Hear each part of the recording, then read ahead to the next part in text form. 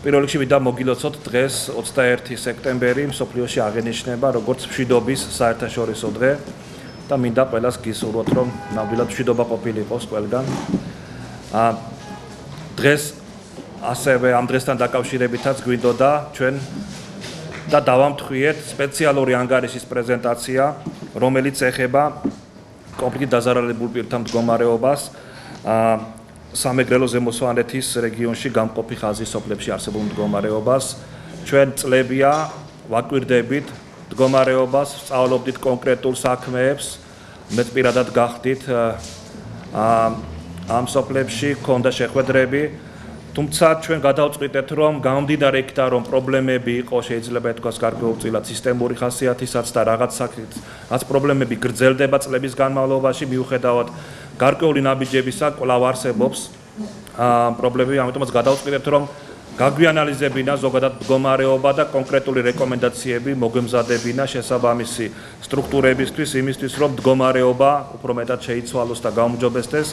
ჩვენ სწორედ დღეს გვექნება დეტალურად საუბარი ამ ანგარიშზე და იმ კონკრეტულ რეკომენდაციებზე, რომლებიც სხვადასხვა უწყებების მისამართით არის მომზადებული და ჩვენ გვექნება უახლოესი თვეების განმავლობაში მათთან აქტიური თანამშრომლობა იმისთვის, რომ ეს რეკომენდაციები შესრულდეს.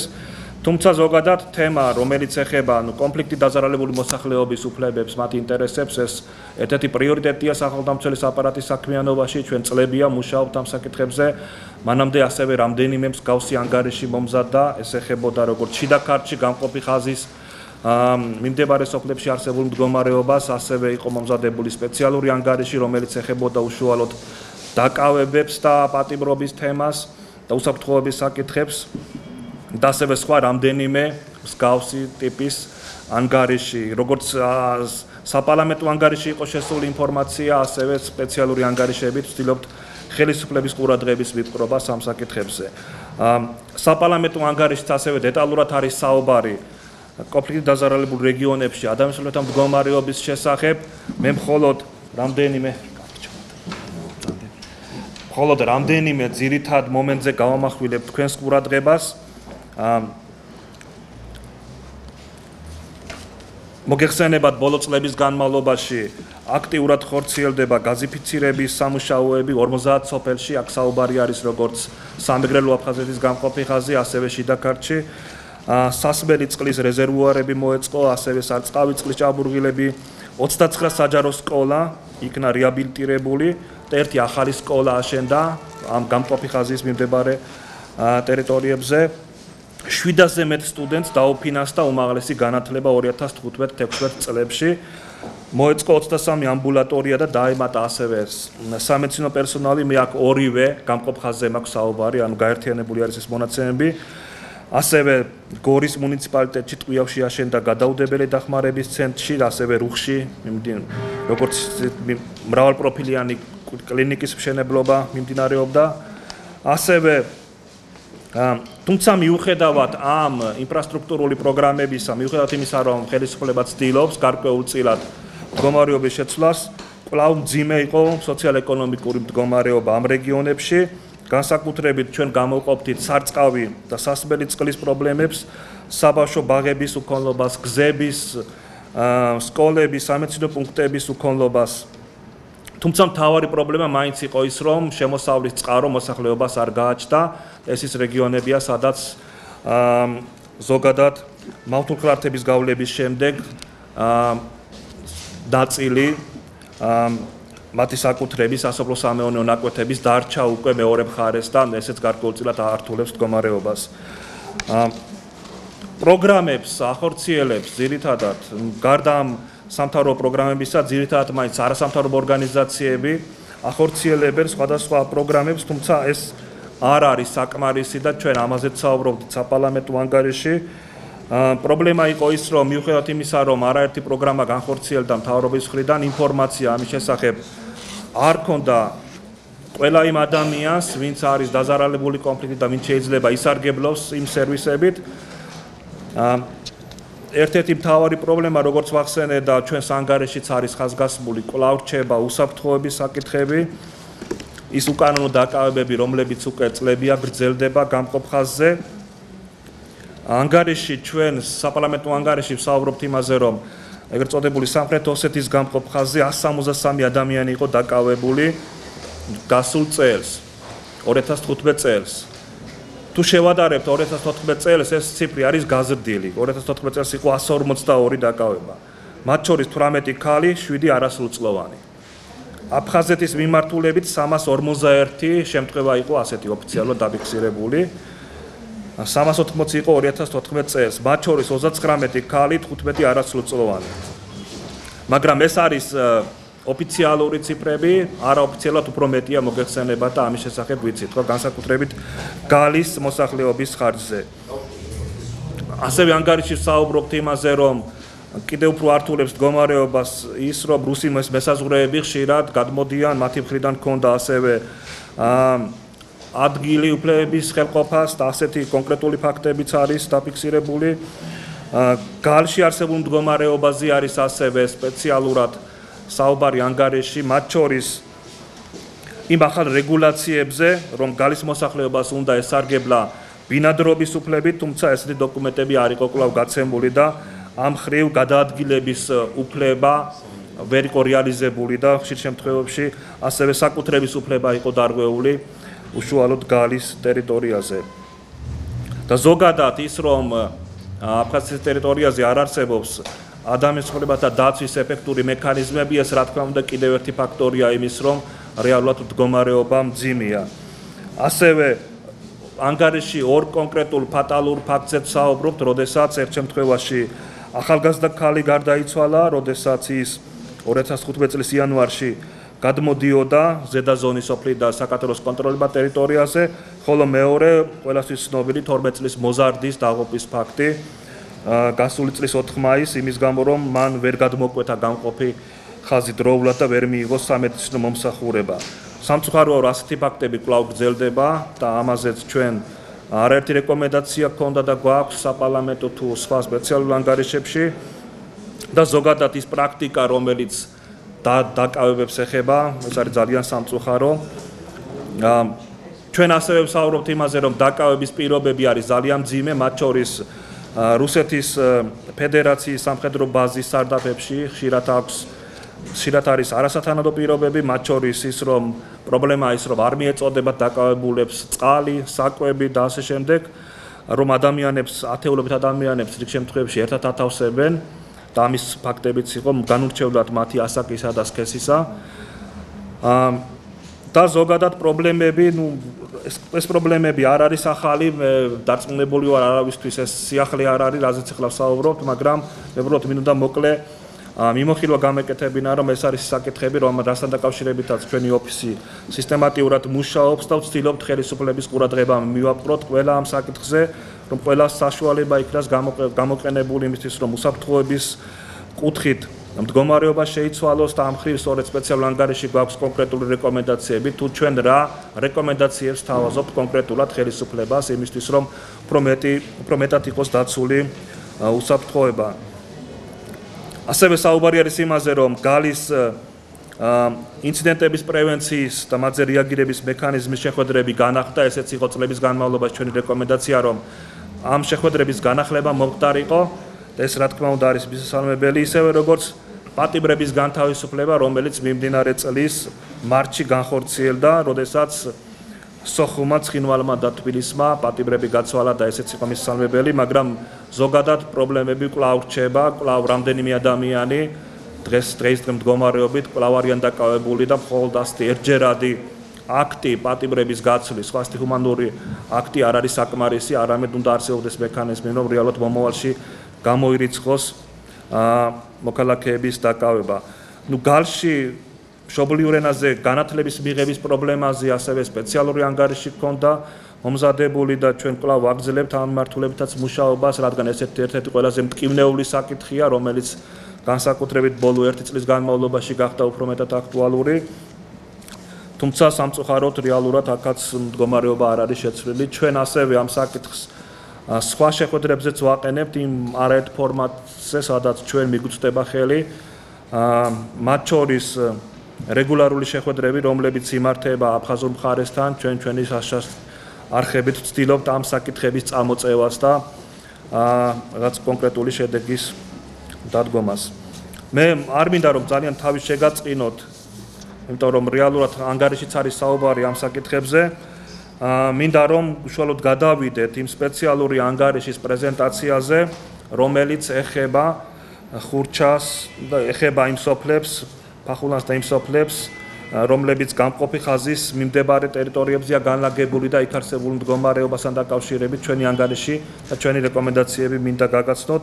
ხოლო შემდეგ რა თქმა უნდა გვექნება როგორც ხელისუფლების წარმომადგენლების მხრიდან, ასევე სამოქალაქო საზოგადოების წარმომადგენლების მხრიდან დისკუსია და გვინდა რომ უფრო ხშირად განვიხილოთ ეს საკითხი, ასევე მოვისმინოთ თქვენი წინადადებები, შენიშვნები თუ რა საკითხებზე ფიქრობთ უფრო მეტად იქნება სახელმწიფოს აპარატის საქმიანობა ეფექტური, სად ფიქრობთ რომ იგივე ჩვენი ჩართულობით შეიძლება იყოს რაღაც კონკრეტული შედეგი მიღწეული. ახლა მინდა გადავცე სიტყვა ქალბატონ ნათია კაციტაძეს, სახელმწიფოს პირველ მოადგილეს, რომელიც უშუალოდ ამ ანგარიშის პრეზენტაციას მოახდენს. ყველას კარგად მოგეხსენება ეს არის ესე ვთქვათ, სწორედ გამყოფ ხაზზე უშუალოდ მდებარე სოფლები, ხურჩა, ფახულანი და წყოუში. ეს არის ესე ვთქვათ ერთ-ერთი მორიგია სპეციალური ანგარიში ჩვენი. ერთი წლის წინ დაახლოებით ჩვენი მსგავსი შეფასება უკვე გავაკეთეთ შიდა ქართლის რაიონში. იქ კონკრეტულად ასევე გამყოფ ხაზზე მდებარე ერთ-ერთი სოფლის ზარდიანტკარის ანგარიში წარმოადგინა სახალხო დამცველმა გორში იმ დროს და იქაც მსგავსად იმ შემთხვევისა გვინდა ამ ანგარიშით, რომელიც თქვენ გადმოგეცათ უკვე დეტალურად მიმოვიხილავთ ჩვენი შესწავლის შედეგებით რა კონკრეტული პრობლემები და უფლება-დარღვევები იკვეთება. პირველი რაც მინდა ზოგადად აღვნიშნო, ალბათ მნიშვნელოვანია კიდევ ერთხელ ითქვას, რომ 2013 წელს საქართველოს მთავრობამ ესეთი სტატუსი მიანიჭა დაახლოებით 50-მდე სოფელში და ქართლსა და სამეგრელო ზემო სვანეთში, რომელიც სწორედ კონფლიქტით დაზარალებული ტერიტორიების სტატუსი არის. ეს რაც ნიშნავს იმას, რომ როგორც ცენტრალური ხელისუფლება, ისევე ადგილობრივი ხელისუფლება სპეციალური პროგრამების საშუალებით ცდილობდა 2013 წლიდან მოყოლებული დღემდე გარკვეული სპეციალური პროექტები განახორციელებინა, რათა იქ მცხოვრები ადამიანების მდგომარეობა გარკვეულწილად შემსუბუქებულიყო. მათ შორის სწორედ მნიშვნელოვანი არის ისეთი პროექტების განხორციელება, როგორიც იყო ამ სოფლების გაზიფიცირება, გზების რეაბილიტაცია, უმაღლესი განათლების დაფინანსება იქ მცხოვრები ახალგაზრდებისათვის, სწორედ აი ამ სოფლებში მცხოვრები ახალგაზრდებისათვის ეს ნიშნავს სრული დაფინანსების მიღებას მოგეხსენებათ. პირველადი ჯანდაცვის ხელმისაწვდომობა არაერთ სოფელში სწორედ არა მარტო ამ შემთხვევაში ვსაუბრობ არა მხოლოდ სამეგრელო ზემო სვანეთის ტერიტორიაზე, არამედ სწორედ შიდა ქართლის სოფლებზეც გაკეთდა არაერთი ამბულატორია და ეს მნიშვნელოვანი არის ჯანდაცვის უფლების რეალიზების კუთხით. თუმცა კვლავ და კვლავ ამ ადგილებში ისევ რჩება ძალიან მნიშვნელოვანი პრობლემები, პირველ რიგში როგორიც არის უსაფრთხოება და გადაადგილების თავისუფლება, სოციალ-ეკონომიკური პრობლემები, რომელიც არ არის ალბათ ახალი მხოლოდ ამ სოფლებისთვის, მაგრამ ზოგადად რეგიონებში მძიმე მდგომარეობიდან გამომდინარე ეს პრობლემები სხვაგანაც არის, თუმცა გამყოფ ხაზზე კიდე სხვა დამატებითი პრობლემების გამო ეს კიდევ უფრო მწვავედი გრძნობა. საკუთრების უფლება, ყველას კარგად მოგეხსენებათ მავთულ ხლართების გავლების შემდგომ არაერთი მიწისნაკვეთი, როგორც ეს შიდა ქართლის ტერიტორიაზე, ასევე სამეგრელო ზემო სვანეთის მიმართულებით არის მოექცა ოკუპაციის ხაზის მიღმა, მასთან დაკავშირებული პრობლემები ალბათ განსაკუთრებით მაინც სწორედ სამეგრელო ზემო სვანეთის და აი ზუგდიდის რაიონის სოფლებში არის, რომელზედაც აი ანგარიშის კონკრეტულად არის საუბარი და კიდევ უფრო დეტალურად ამაზეც შევჩერდები და სხვა მსგავსი პრობლემები, რომელიც მიმოხილული არის დეტალურად. უსაფრთხოების პრობლემებით დავიწყებ ზოგადად სამეგრელო ზემო სვანეთის მიმართულებით 2016 წლის 5 სექტემბრის მონაცემებით სულ 177 შემთხვევა დაფიქსირდა. წინა წლებს თუ შევადარებთ 2015 წელს 341 შემთხვევა იყო. და ჯამში საინტერესოა ალბათ სწორედ აფხაზური და რუსული წყაროების მონაცემებიც, რომელიც მიუთითებს, რომ 2015 წელს 2400 ადამიანი იყო დაკავებული ჯამში. 2014 წლის მონაცემებიც გვაქვს, რომელიც 370 შემთხვევაზე საუბრობს. უნდა აღინიშნოს, რომ დაკავებები ძირითადად გალის რაიონის მოსახლეობის ხარჯზე მოდის, ასე რომ ვთქვათ, რომელთაც არ გააჩნიათ შესაბამისი დოკუმენტები, ყველამ კარგად ვიცით, ეს არის აფხაზური, ეს ეგრეთ წოდებული აფხაზური პასპორტი და ფორმა ნომერი 9, რომელთა არ ქონის შემთხვევაშიც გალში მცხოვრებ მოსახლეობას პრობლემები ექმნება საქართველოს ხელისუფლების კონტროლირება ტერიტორიაზე გადმოსვლასთან დაკავშირებით. და სწორედ აი ეს არის ის ძირითადი ნაწილი იმ მოსახლეობისა, რომლებსაც აკავებენ ძირითადად რუსი სამხედროები და შემდგომ უკვე გადაყავთ აფხაზეთის დე-ფაქტო ხელისუფლების, ასე ვთქვათ, შესაბამის უწყებებში. სხვა მხრივ უნდა ვთქვათ ისიც, რომ თუ კი გალში მცხოვრებ მოსახლეობას წესრიგში აქვს, ასე რომ ვთქვათ, ეს დოკუმენტები, პრობლემები როგორც წესი გადაადგილების კუთხით, ჩვენი ინფორმაციით მათ არ ექმნებათ. თავიდან დავიწყებ, როგორც უკვე აღვნიშნე, ჩვენ რამდენიმე სოფლის მაგალითზე შევისწავლეთ არსებული სიტუაცია. ერთ-ერთი სოფელი არის ზუგდიდის მუნიციპალიტეტის სოფელი ხურჩა, რომელიც კარგად მოგეხსენებათ, რომ ზუსტად ესაზღვრება აფხაზეთის სოფელ ნაბაკევს და ერთ-ერთი გამშვები მთავარი პუნქტი სწორედ ეს ხურჩა ნაბაკევის გამშვები პუნქტი არის. ეს სოფელი არის, ასე ვთქვათ, გარკვეული პრობლემებით დატვირთული, იქიდან გამომდინარე, რომ საომარი მოქმედებების შედეგად არაერთხელ განიცადა ზარალი 93-98 წლებშიც. მოგეხსენებათ ასევე იცით, რომ 2009 წლიდან დაიწყო აქ სწორედ საოკუპაციო ხაზის მოწყობა რუსმა მესაზღვრეებმა და უკვე არის იქ 8 კილომეტრიანი მავთულხლართები, ვთქვათ, იქვე არის სამხედრო ბაზა და გარკვეული თხილები გაკეთდა, რომ გადაადგილება ყოფილიყო გაძნელებული მოსახლეობისათვის. ასევე უნდა ითქვას, რომ მოსახლეობის ადგილობრივი მოსახლეობის განცხადებით თვალთვალი მუდმივად მიმდინარეობს იქ მოსახლეობაზე. ერთ-ერთი შემთხვევა თვითონ სახალხო დამცველი, როცა იმყოფებოდა 2014 წლის april-ში ხურჩაში ადგილობრივ მოსახლეობასთან შესახვედრად ამ სოფელს რუსულმა თვითმფრინავმა გადაუფრინა, შემდგომ ამაზე იყო ეს დადასტურებულად საქართველოს ხელისუფლების მიერაც ეს ფაქტი. რაც იმას მიუთითებს სწორედ, რომ რუსეთის მხრიდან ამ ტერიტორიაზე კონტროლი მუდმივად მიმდინარეობს. 2009-14 წლებში თვითონ სოფელი ხურჩის მკვიდრებიდან სულ 22 ადამიანი იყო დაკავებული, მათ შორის ალბათ უმრავლესობა თქვენგანს ახსოვს 2014 წელს მეთევზეების ადგილობრივი მეთევზეების დაჭერის ფაქტი და ეს ფაქტი იმიტომ არის საინტერესო, რომ ამ შემთხვევაში ეს პირები ამტკიცებდნენ, რომ ისინი არ იყვნენ, ესე ვთქვათ, ისინი რჩებოდნენ საქართველოს კონტროლირებად ტერიტორიაზე და არ იყვნენ გადასული, ასე ვთქვათ, ოკუპირებულ ტერიტორიაზე. ასეთი შემთხვევები არ არის ახალი, არა მარტო ხურჩისთვის, არამედ შიდა ქართლშიც არაერთი ესეთი ფაქტია, როდესაც მოსახლეობა მიუხედავად იმისა, რომ რჩება საქართველოს კონტროლირება ტერიტორიაზე, მათ დაკავებას ადგილი აქვს იმის გამო, რომ აქეთ გადმოდიან რუსი სამხედროები და მათი დაკავება სწორედ საქართველოს კონტროლირება ტერიტორიაზე მაინც ხდება.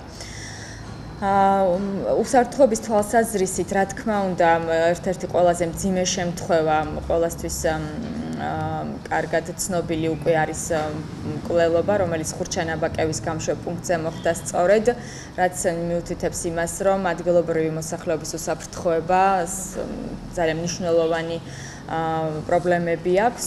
ამ ანგარიში ჩვენ დეტალურად საუბრობთ ამ შემთხვევაზე, მათ შორის გამოძიების მიმდინარეობასთან დაკავშირებით, როგორც მოგეხსენებათ, როგორც საქართველოს ხელისუფლებამ, ასევე აფხაზურმა მხარემაც დაიწყო ამ ფაქტზე გამოძიება, მაგრამ მნიშვნელოვანი არის ის, რომ გამოძიება გარკვეული შედეგით დამთავრდეს და ამ მხრივ მნიშვნელოვანია ის, რომ იყოს გარკვეული თანამშრომლობა დე-ფაქტო ხელისუფლების წარმომადგენლებსა და საქართველოს ხელისუფლებას შორის. იმიტომ რომ შედეგი რეალურად დადგეს და დამნაშავე პირი დაისაჯოს. თუ იქნება ამ საკითხზე დამატებითი კითხვები, კიდევ უფრო დეტალურად შემიძლია ამაზე საუბარი. თუმცა ერთ-ერთი რეკომენდაცია, რომელიც ანგარიში გვაქვს შეტანილი, არის ის, რომ ეს თანამშრომლობა აუცილებლად უნდა შედგეს საქართველოს ხელისუფლებასა და de facto ხელისუფლებას შორის. ერთ-ერთი მნიშვნელოვანი საკითხი, რასაც ხურჩის მოსახლეობა აქტიურად აყენებდა ჩვენთან და აყენებს დღემდე, არის ქართული შინაგან საქმეთა სამინისტროს წარმომადგენლების ესე ვთქვათ ბაზის არსებობა სოფელ ხურჩაში. მოგახსენებათ, რომ პოლიციის საგუშაგო არის სოფელის შესასვლელში და მოსახლეობა ითხოვდა, რომ იქიდან გამომდინარე, რომ რუსებისა და აფხაზების ბაზა სწორედ ზუსტად ხურჩის და ნაბაკევის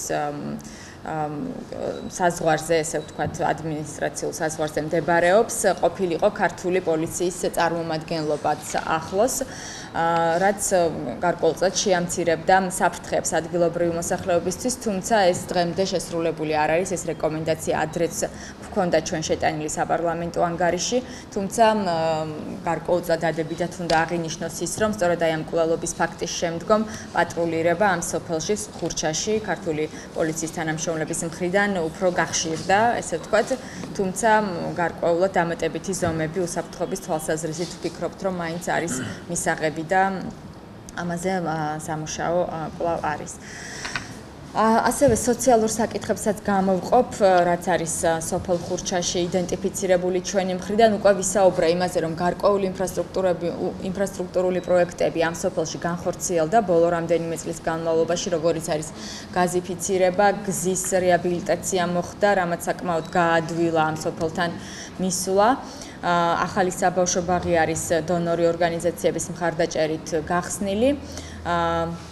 ასევე არის საქართველოს განათლების და მეცნიერების სამინისტროს დაფინანსებით ხდება ადგილობრივი მოსწავლეების, სკოლის მოსწავლეების ტრანსპორტირება სოფელ კოკში, სადაც ისინი რეალურად გადაადგილდებიან, ყოველდღიურად გადაადგილდებიან სწორედ სკოლაში წასასვლელად. თუმცა პრობლემები ისევ და ისევ, რა თქმა უნდა, რჩება მნიშვნელოვანი. ერთ-ერთი საკითხი, რომელიც ალბათ ბევრი თქვენგანისთვის ასევე არ არის სიახლე და წლების განმავლობაშია სოფელი ხურჩის მოსახლეობა აყენებს, ეს არის კომპენსაციის საკითხი ომის შედეგად დაზარალებული ადგილობრივი ოჯახების.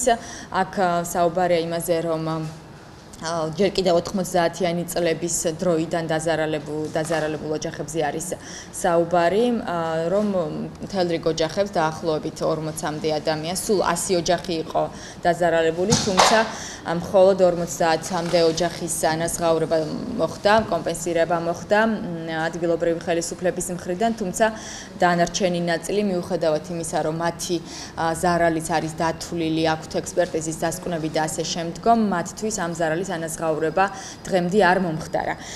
სამწუხაროა ის, რომ ჩვენ საკმაოდ დეტალურად შევისწავლეთ ეს საქმე მომართვის ადგილობრივი მოსახლეობის მომართვის შედეგად და გამოვითხოვეთ ინფორმაციები სხვადასხვა სახელმწიფო უწყებების წარმომადგენლობებიდან, მაგრამ არასრული ინფორმაციის მიღების გამო, არასაკმარისი ინფორმაციის მიღების გამო შეუძლებელი იყო რაიმე საბოლოო, ესე ვთქვათ, რეაგირების განხორციელება ამ საქმეზე, თუმცა ფაქტი არის, რომ ადგილობრივი ხელისუფლების მხრიდან, ეს არის ზუგდიდის წარმომადგენლობა, საჭირო არის, რომ ამ მოსახლეობას რაღაცა სრულყოფილი პასუხი გაეცეს, რატომ რჩება ეს საკითხი დღემდე გადაუწყვეტავი და არის იქ მთელი რიგი კითხვები, საკმაოდ დასაბუთებული, რატომ არ მოხდა ამ ადამიანების კომპენსირება.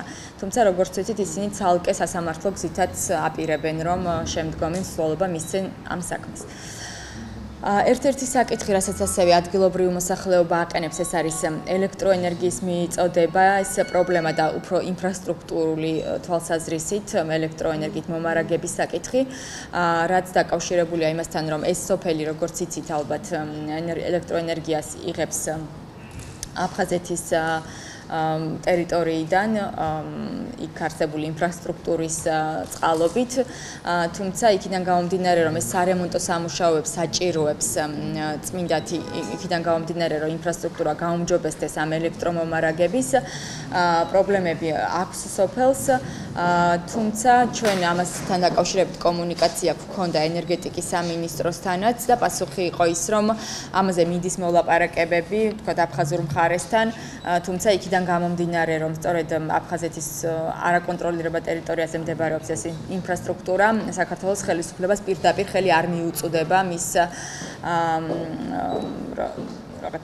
რომ თვითონ შეაკეთოს ესე ვთქვათ, რაც საჭირო არის, მაგრამ ფაქტია ის, რომ ეს კომუნიკაცია უნდა არსებობდეს ქართულ მხარესა და აფხაზურ მხარეს შორის იმისათვის, რომ მდგომარეობა ზოგადად ადგილობრივი მოსახლეობის ამ კუთხით გაუმჯობესდეს. ერთ-ერთი საკითხი, რასაც ასევე ადგილობრივი მოსახლეობა აყენებს, ეს არის Liberty Bank-ის მობილური ჯგუფის მომსახურება სოფელში. იქიდან გამომდინარე, რომ აქ არ შედის ეს მობილური ჯგუფი ამ სოფელ ხურჩის ტერიტორიაზე, ადგილობრივ მოსახლეობას, მათ შორის ასაკოვან მოსახლეობას, პენსიონერებს უწევთ სოფელ კოკში გადაადგილება, რომელიც დაახლოებით იცით, რომ 4 კილომეტრი მანძილზე მდებარეობს და გარკვეული დამაბრკოლებელი გარემოება არის განსაკუთრებით ასაკოვანი ადამიანებისთვის. ესეც იყო ერთ-ერთი რეკომენდაცია, რომელიც რამდენიმე წელია უკვე სახალხო დამცველის ანგარიში არის, რომ გადაიხედოს, თუ კი არის იმის შესაძლებლობა, რომ ასეთი მობილური ჯგუფი გადაადგილდებოდეს სოფელ ხურჩაშიც. ერთ-ერთი საკითხი, რომელსაც ასევე ადგილობრივი მოსახლეობა აყენებს, არის უმცროს კლასელთა ტრანსპორტირება კოკის სკოლაში. იქიდან გამომდინარე, რომ მხოლოდ ერთი ტრანსპორტი დადის, როგორც უკვე აღნიშნა განათლების სამინისტროს მიერ დაფინანსებული, ბავშვებს ან უწევთ უმცროს კლასელებს დალოდება, ვთქვათ, დღის ბოლომდე, როცა ვთქვათ, უფროს კლასელები დაასრულებენ სწავლას, რომ მერე დაბრუნდნენ ხურჩაში და ეს, რა თქმა უნდა, არის გარკვეული დისკომფორტი განსაკუთრებით უმცროს კლასელებისათვის მათი ასაკის გათვალისწინებით. რეკომენდაციები ასევე გვაქვს კონკრეტულად სოფელ ხურჩაში არსებული მდგომარეობიდან გამომდინარე კონკრეტული უწყებების მიმართ, რომელიც დეტალურად იხილავთ ანგარიში და მოკლედ მაინც ვიტყვი, ეს არის ზუგდიდის მუნიციპალიტეტის გამგეობის მიმართ სოფელ ხურჩაში ამბულატორიის რეაბილიტაცია და აღჭურვა საჭირო ინვენტარით. საჭირო ინვენტარით მოწყობა არის განსაკუთრებულად საჭირო ამ ადგილას. ასევე არის კიდევ კვლავ რჩება ეს რეკომენდაცია ზარალის კომპენსაციის საკითხებთან დაკავშირებით სოფელ ხურჩის მოსახლეობისათვის და საჭირო არის, რომ ამ მოსახლეობას, ვინც ვერ მიიღო კომპენსაცია, სრულად მოხდეს მათი ინფორმირება ყველა ამ საკითხთან დაკავშირებით. და ასევე რეკომენდაცია შეეხება სწორედ Liberty Bank-ის მობილური ჯგუფის მუშაობას სოფელ ხურჩაში. ასევე რეკომენდაცია გვაქვს ელექტროენერგიის მომარაგების საკითხებთან დაკავშირებით ენერგეტიკის სამინისტროს მიმართ, რომ ეცადონ, რომ მაქსიმალურად შეუზღუდავად მოხდეს ელექტროენერგიის სარგებლობა ამ სოფელში. განათლების და მეცნიერების სამინისტროს მიმართ ასევე განიხილონ უმცროს კლასელებისათვის დამატებითი ტრანსპორტირების საკითხი სკოლაში და მთავარი პროკურატურის მიმართ რეკომენდაცია შეეხება სწორედ იმ კვლელობის ფაქტზე გამოძიების ეფექტურად წარმართვას აფხაზურ მხარესთან თანამშრომლობით, რათა რეალურად შედეგი დადგეს და დამნაშავე პირი იქნეს პასუხისგებაში მიცემული. ასევე კონკრეტულად, როგორც უკვე აღნიშნე, ანგარიში არის შესწავლილი წალენჯიხის მუნიციპალიტეტის ორ სოფელში არსებული მდგომარეობა, ეს არის წყოუში და ფახულანი. მოგეხსენებათ ისიც, რომ სწორედ ეს არის ის სოფლები, რომლებიც ზუსტად ესაზღვრება სახმელეთო საზღვარი არის აფხაზეთის ოკუპირებული ხაზის სოფელთან, საბერიოსთან და ფაქტიურად იქიდან გამომდინარე, რომ 2013 წლიდან აქ დაიწყო უკვე აქტიურად მავთულხართების გავლება რუსის სამხედროების მიერ და დაახლოებით 12 კილომეტრიანი ზოლი გვაქვს უკვე ასეთი და იქიდან გამომდინარე, რომ ეს სოფლები ფაქტიურად გადაბმული არის ერთმანეთზე. პრობლემა არის ის, რომ უკვე რამდენიმე ოჯახი რეალურად მოწყდა თავის სოფელს და მათი საკარმი და მიწის ნაკვეთები მოექცა ოკუპირებულ ტერიტორიაზე. 2009-16 წლებში ამ სოფლიდან 9 ადამიანი იყო დაკავებული რუსის სამხედროების მიერ. ადგილობრივი მოსახლეობა ასევე ამბობს, რომ მოსახლეობის დაკავების დროს ზოგჯერ გამაფრთხილებელი გასროლებიც ახლავს თან მსგავს დაკავებას. და ასევე ის რომ ღამის საათებში რუსი მესაზღვრეები გადმოდიან საქართველოს ხელისუფლების კონტროლირებად ტერიტორიაზე და აქაც ადგილობრივი მოსახლეობა აყენებს პოლიციის საგუშაგოს არსებობას უშუალოდ სოფელში და პატრულირების გაძლიერებას ქართული შინაგან საქმეთა სამინისტროს წარმომადგენლების მხრიდან ამ სოფელშიც ხურშის მსგავსად საგუშაგო ქართული პოლიციის მდებარეობს სოფლის შესასვლელში და თქვა შიგნით სოფელში მხოლოდ პატრულირება ხორციელდება.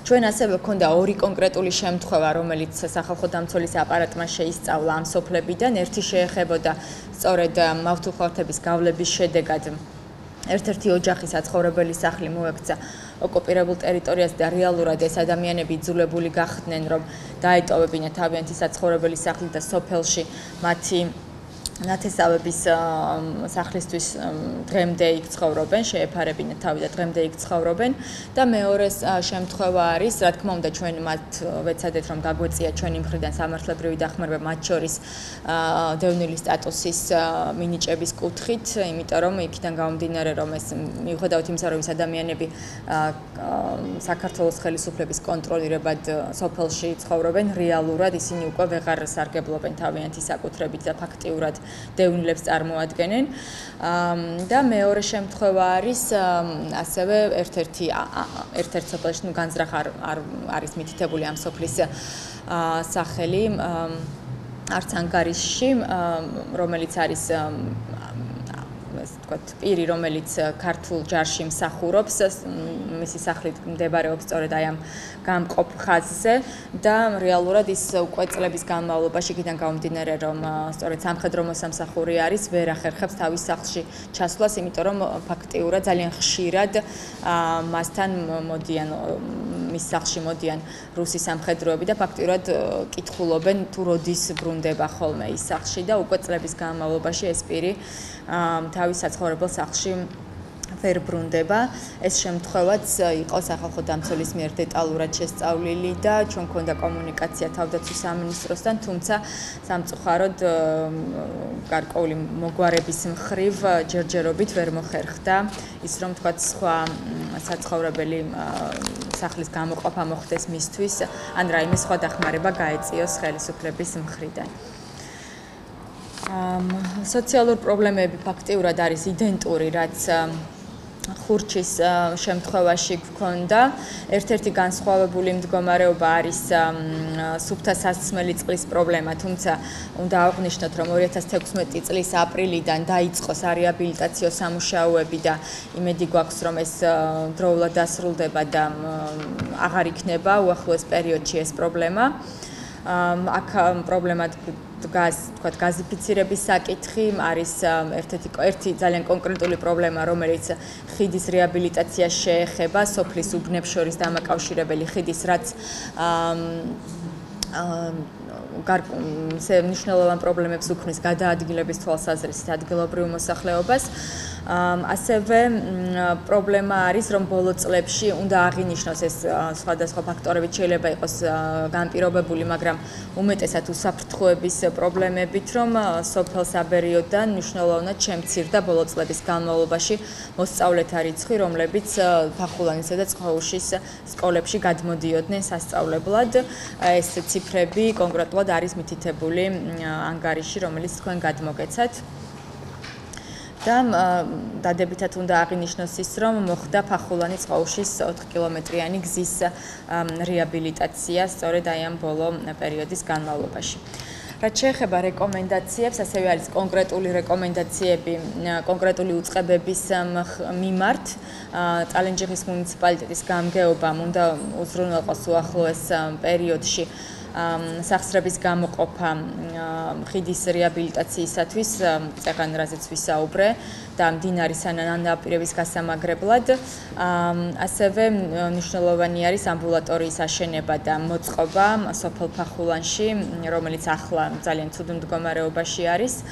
ადგილობრივი მუნიციპალიტეტების მიმართ კვლავ რეკომენდაციად რჩება სუფთა სასმელი წყლით მომარაგების საკითხი, მაგრამ როგორც აღვნიშნე, იმედია რომ ეს პროექტი არის დაწყებული და იმედია რომ დასრულდება მალე. საქართველოს შინაგან საქმეთა სამინისტროს მიმართ ზოგად რეკომენდაციას წარმოადგენს როგორც სოფელ ხურჩის შემთხვევაში, ასევე სოფელი წყოუშის შემთხვევაში პატრულირების გაძლიერება და თვითონ სოფელში საგუშაგოების მოწყობა, განსაკუთრებით გამყოფი ხაზის სიახლოვეს, რათა იქ ამ სოფლებში ფაქტია, რომ მომატებული რისკი არის ადგილობრივი მოსახლეობისათვის. ასევე რეკომენდაციები გვაქვს სამთავრობო კომისიის მიმართ, რომელიც სწავლობს გამყოფი ხაზის მიმდებარე სოფლებში დაზარალებული მოსახლეობების საჭიროებებს და შეეხება იმას, რომ შეისწავლონ ამ სოფლებში არსებული მდგომარეობა სპეციფიკური პროექტების მომზადების მიზნით, იმისათვის, რომ ადგილობრივი მოსახლეობის მდგომარეობა გაუმჯობესდეს და, რა თქმა უნდა, რეკომენდაციები ასევე რჩება საქართველოს საგარეო საქმეთა სამინისტროს შერიგებისა და სამოქალაქო თანასწორობის საკითხებში სახელმწიფო მინისტრის აპარატის მიმართ, რომელიც შეეხება ასევე ყველა მათ ხელთ არსებული ყველა ზომის გამოყენებას იმისათვის, რომ მაქსიმალურად უზრუნველყოფილი იყოს ამ სოფლებში მცხოვრები მოსახლეობის უსაფრთხოება, გადაადგილების თავისუფლება და აქ პირველ რიგში ჩვენ ვგულისხმობთ დიპლომატიური ძალისხმევის წარმართვას თუ მათ შორის პოლიტიკური პროცესების მეშვეობით გარკვეული ნაბიჯების გადადგმას აქ მცხოვრები მოსახლეობის მდგომარეობის გაუმჯობესების კუთხით და საერთაშორისო სამართლებრივი მექანიზმების გამოყენებით. სულ ეს არის ძალიან მოკლედ, რაც უნდა მეთქვა, დეტალურად როგორც უკვე აღვნიშნე, ანგარიში არის საუბარი ყველა ამ საკითხზე, კითხვების შემთხვევაშიც მზად ვარ, რომ გიპასუხოთ თუ კი კონკრეტულ საკითხებთან დაკავშირებით იქნება შეკითხვები. დიდი მადლობა.